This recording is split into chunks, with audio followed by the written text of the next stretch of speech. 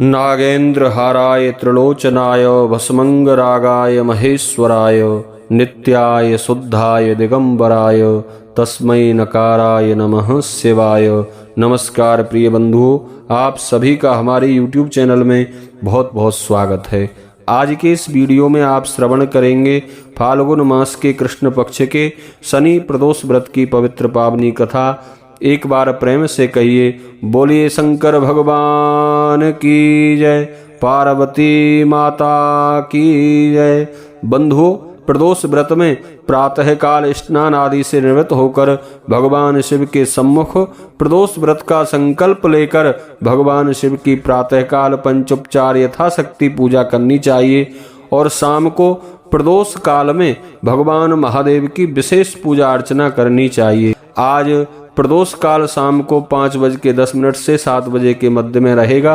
इस समय हमें भगवान शिव की विशेष पूजा अर्चना करनी चाहिए। ओम नमः शिवाय पंचाक्षर मंत्र का जप, शनि प्रदोष व्रत की कथा श्रवण करनी चाहिए। आज ही महाशिवरात्रि का व्रत भी किया जाएगा। आप सभी को महाशिवरात्रि व्रत प्रदोष व्रत की बहुत बहुत शुभकामनाएं। भगवान महादेव की कृपा आपके ऊपर सदैव बरसती रहे। भगवान शिव आपके मन की सभी शुभकामनाओं को पूर्ण करें। आप सदा खुश रहें, प्रसन्न रहें। तो चलिए श्रवण करते हैं शनि प्रदोष व्रत की कथा। एक बार प्रेम से कहिए, बोलिए शंकर भगवान की जय, पार्वती माता की जय। बंधुओं, गर्गाचार्य जी ने कहा, हे महामते, आपने शिव शंकर की प्रसन्नता हेतु समस्त प्रदोष व्रतों का वर्णन किया।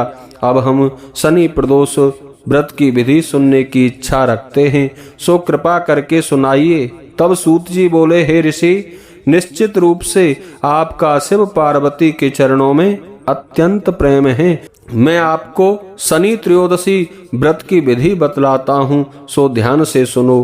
पुरातन कथा है कि एक निर्धन ब्राह्मण की स्त्री दरिद्रता से दुखी हो सांडिल्य ऋषि के पास जाकर बोली, हे महामुने, मैं अत्यंत दुखी हूँ, दुख निवारण का उपाय बतलाइए। मेरे दोनों पुत्र आपकी शरण में हैं। मेरे ज्येष्ठ पुत्र का नाम धर्म है, जो कि राजपुत्र है, और लघु पुत्र का नाम शुचिव्रत है। अतः हम दरिद्री हैं, आप ही हमारा उद्धार कर सकते हैं। इतनी बात सुन ऋषि ने शिव प्रदोष व्रत करने के लिए कहा। तीनों प्राणी प्रदोष व्रत करने लगे। कुछ समय पश्चात प्रदोष व्रत आया। तब तीनों ने व्रत का संकल्प लिया। छोटा लड़का, जिसका नाम शुचिव्रत था, एक तालाब पर स्नान करने गया तो उसे मार्ग में स्वर्ण कलश धन से भरपूर मिला। उसको लेकर वह घर आया। प्रसन्न हो अपनी माता से कहा, माँ, यह धन मार्ग से प्राप्त हुआ है। माता ने धन देखकर भगवान शिव की महिमा का वर्णन किया। राजपुत्र को अपने पास बुलाकर बोली, देखो पुत्र, यह धन हमें शिव की कृपा से प्राप्त हुआ है, अतः प्रसाद के रूप में दोनों पुत्र आधा आधा बांट लो। माता का यह वचन सुनकर राजपुत्र ने शिव पार्वती का ध्यान किया और बोला, पूज्य माँ, यह धन आपके पुत्र का ही है, मैं इसका अधिकारी नहीं हूँ। मुझे भगवान शंकर माँ पार्वती जब धन देंगे तभी लूंगा। इतना कहकर वह राजपुत्र शंकर जी की पूजा में लग गया। एक दिन दोनों भाइयों का प्रदेश भ्रमण का विचार हुआ। वहां उन्होंने अनेक गंधर्व कन्याओं को क्रीड़ा करते हुए देखा। उन्हें देख शुचिव्रत ने कहा, भैया, अब हमें इससे आगे नहीं जाना है। इतना कहे शुचिव्रत उसी स्थान पर बैठ गया, परंतु राजपुत्र अकेले ही स्त्रियों के बीच में जा पहुंचा। वहां एक स्त्री अति सुंदर राजकुमार को देख मोहित हो गई और राजपुत्र के पास पहुंचकर कहने लगी, हे सखियों, इस वन के समीप ही जो दूसरा वन है, तुम वहां जाकर देखकर आओ। मैं यहाँ बैठी हूँ, मेरे पैर में बहुत पीड़ा है। यह सुन सब सखियां दूसरे वन में चली गईं। वह अकेली राजकुमार की ओर देखती रही। इधर राजकुमार भी कामुक दृष्टि से निहारने लगा। युवती बोली, आप कहाँ रहते हैं? वन में कैसे पधारे हैं? किस राजा के पुत्र हैं और आपका नाम क्या है?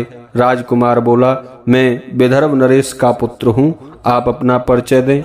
युवती बोली, मैं विद्रविक नामक गंधर्व की पुत्री हूँ, मेरा नाम अंशुमति है।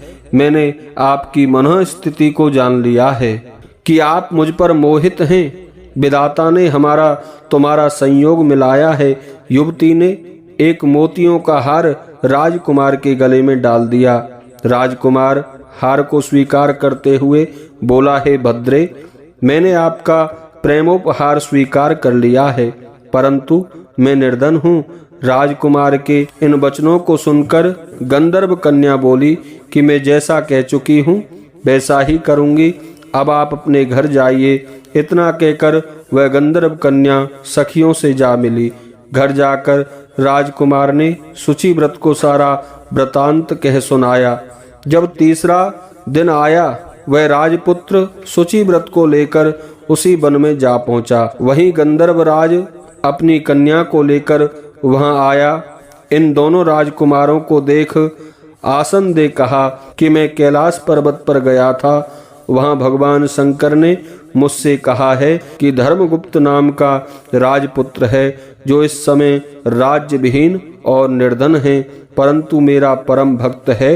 हे गंधर्वराज, तुम उसकी सहायता करो। मैं महादेव जी की आज्ञा से इस कन्या को आपके पास लाया हूँ, आप इसका निर्वाह करें।